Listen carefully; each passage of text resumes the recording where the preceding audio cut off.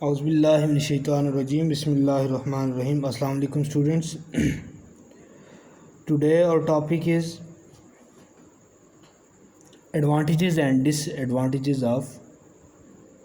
disadvantages of hardness in water. इसके सबसे पहला हम देखते हैं कि हार्ड वाटर जो है उसको अगर आप वॉशिंग पर्पज़ के लिए यूज़ करते हैं तो बहुत ज़्यादा सोप वेस्ट होता है। दूसरा, soap forms scum with hard water which adhere to the clothes being washed. इससे झाग वगैरह बनती है जो क्या होती है कपड़ों के साथ चिपक जाती है और scum can spoil the finishing of some fabrics, जो कि बाज़ कपड़ों को ख़राब कर सकती है। इसके अलावा कॉज कैचर्स टू फर, जो बर्तन हैं उनमें नीचे जो है वो तेज़ी जमा सकती है। Can cause hot water pipes, boilers and car radiator to block due to the formation of. अब उसकी वजह से क्या होते हैं, इंसॉल्युबल आपके पास कार्बोनेट्स और बाइकार्बोनेट्स होते हैं, सोडियम कैल्शियम और मैग्नीशियम के, वो वाटर में सॉल्युबल नहीं होते और क्या बना देते हैं वो अंदर पाइपलाइन में, उसके वहाँ पर एक्यूमुलेशन की वजह से ब्लॉकेज बन जाती है, जिसकी वजह से बहुत ज़्यादा नुकसान भी हो सकता है। उसके बाद स्टूडेंट्स हम देखेंगे वाटर पोल्यूशन को, जो कि प्रेजेंट सिचुएशन में और इस मौजूदा वक्त में एक बड़ा इशू है पोल्यूशन ऑफ वाटर, जिसके का सबब हम सब लोग बन रहे हैं और इसका विक्टिम भी हम ही, ऐसे मुतासर भी हम लोग ही हो रहे हैं। तो वो देखेंगे कि कौन कौन सी रीज़न्स हैं किस वजह से वाटर पोल्यूशन हो रही है और कैसे हम इसको रोक सकते हैं और कौन कौन से फैक्टर्स हैं जो इसमें मेजरली कंट्रीब्यूट करते हैं। Water is very good at dissolving substance, ये आपने पढ़ लिया है कि उसकी प्रॉपर्टी है कि पोलरिटी ऑफ वाटर है, और दूसरा उसकी forming ability of hydrogen bond with other molecule. अब as water flow from rain and snow flow over rocks and through soil it dissolve mineral. The fresh water we drink or use for our daily life purposes is dilute solution containing large number of minerals. When these minerals are insufficient concentration, water become unfit for human use. Many human activities also result in the contamination of the surface and groundwater. Several forms of pollution affect water bodies. The human activities such as household waste, agriculture waste, livestock waste, pesticides, oil leaks, detergents, tanks, petroleum, natural gas production may result in contamination of water bodies. सबसे पहले हम इसमें देखेंगे house hold का जो है उसकी वजह से ये किस तरह से मुतासर हो रहा है। हाउस होल्ड को हम देखेंगे।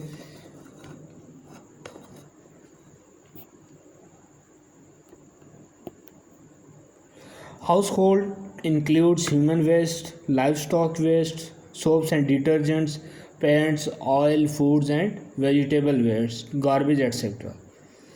Although detergent have strong cleaning action than soap, but they remain in water for a long time and make water unfit for aquatic life.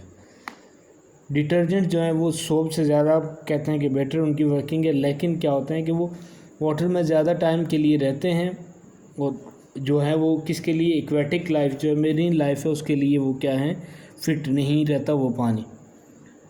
House hold containing detergent is discharge in lakes, ponds, rivers, तो उससे क्या हो सकती है, aquatic life आपकी जो है वो बहुत ज़्यादा मुतासर हो सकती है। केमिकल एंड बैक्टीरियल कंटेंट जो आपके हाउस होल्ड वाटर है उसके अंदर जो है वो किसको मुतासर कर सकता है या उसको पोल्यूट कर सकता है, ग्राउंड वाटर को। बैक्टीरियल कंटेंट में कॉज इन्फेक्शन डिजीज़ जैसे कि कॉलरा है, जॉन्डिस है, हेपेटाइटिस है, टाइफाइड है, डायसेंट्री है। उसके बाद इंडस्ट्रियल वेस्ट हैं, इसमें manufacturing of industrial products is always accompanied by some by product. अब ज़ाहिर है इंडस्ट्री में कोई भी अगर आपकी प्रोडक्शन हो रही है तो उसकी बाय प्रोडक्ट्स भी आती हैं and waste inefficient. This waste products में भी in the form of waste heat भी हो सकती है, वो स्मोक भी हो सकता है, सॉलिड और वेस्ट वाटर इन्फ्लुएंट भी हो सकता है। दीज वेस्ट में कंटेन हाईली टॉक्सिक कंपाउंड, उसमें हैवी मेटल्स हो सकते हैं, जैसे आपके पास डिफरेंट आ जाते हैं, मरकरी आ जाता है, बिस्मथ है, एंटीमनी है, प्लांडियम है।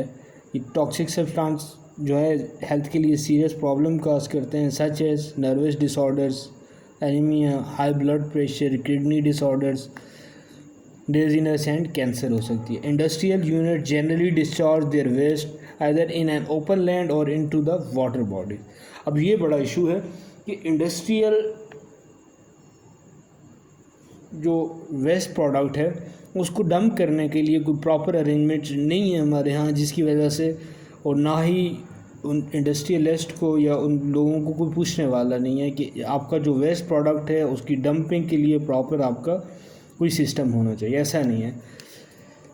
वो क्या कर देते हैं, या तो वो ओपन लैंड पे उसको छोड़ देंगे या वाटर बॉडीज़ में डाल दिए जाते हैं, जिसकी वजह से आपकी एक्वेटिक लाइफ तो डिस्टर्ब होनी ही होनी है।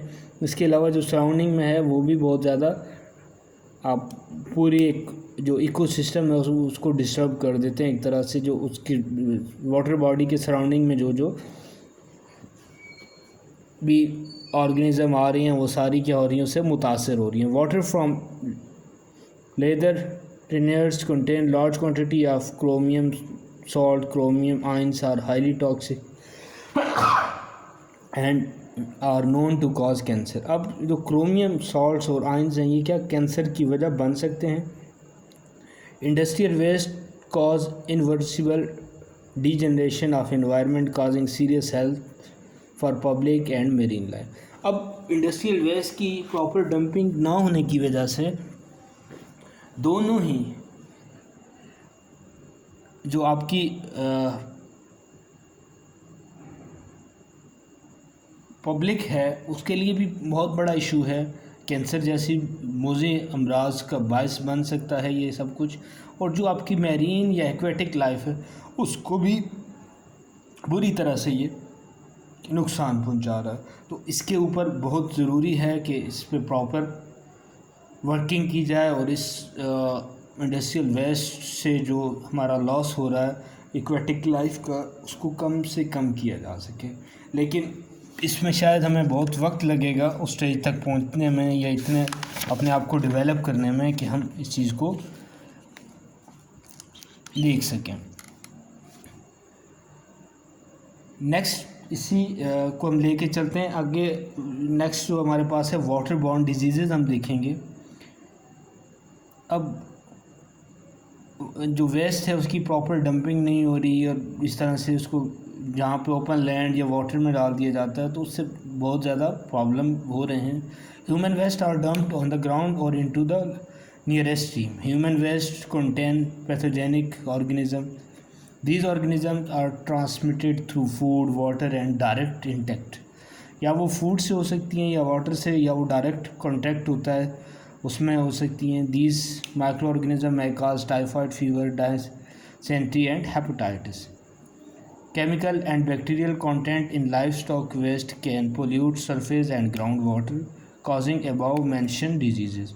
Hepatitis is a viral disease occasionally spread through drinking water. Unclean water supplies, poor sanitation, and poor hygiene kill 2,668,000 people worldwide each year. Water in swimming pool is purified from pathogenic organisms by aeration and chlorination.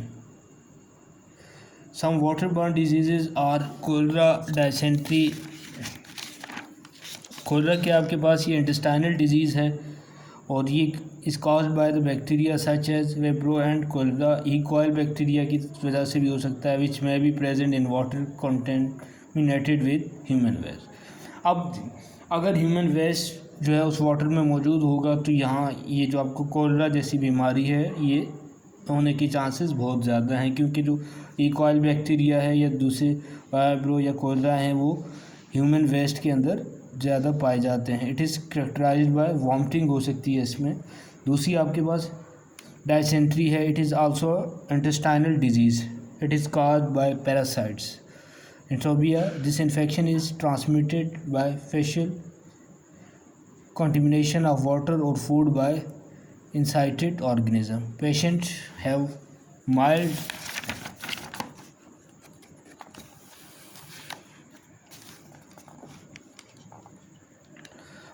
to severe abdominal cramp, diarrhea, chocolate color stud with mucus and sometimes with blood. Jaundice, this disease proceeds from the obstructions of liver, excess of bile from liver enter in the blood and cause the yellowness of skin and eyes. It led to loss of appetite, weakness and fatigue. Hepatitis is acute inflammation of liver. It is caused by virus and is classified as hepatitis A, B, C, D, E, and E. Hepatitis A and E separate through polluted water. Next one is typhoid. Typhoid is a dangerous intestinal disease. It spreads by polluted water containing bacteria such as Salmonella typhi, Salmonella parasitae, and Salmonella. It is characterized by the continuous fever between 101 Fahrenheit to 104 and irregular pulses. Thank you, students.